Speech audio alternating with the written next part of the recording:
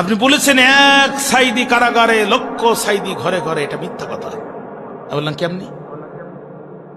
বাগানে ফুল প্রত্যেক দিন ফোটে, কিন্তু যেটা ফুলের রানী, রানী গোলাপ, ওটা জন্ম নেয় 100 বছর পর একবার।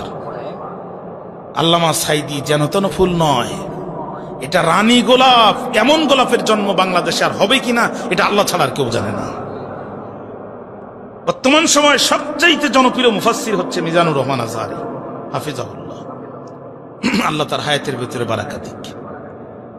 লক্ষ লক্ষ মানুষ হয় তার মাহফিলে। এই মানুষগুলো ঠেকাতে, ট্যাকেল দিতে, সামলাতে তার যে কষ্ট হয় দেখেছেন না আপনারা? একটু থামেন, দয়া করেন।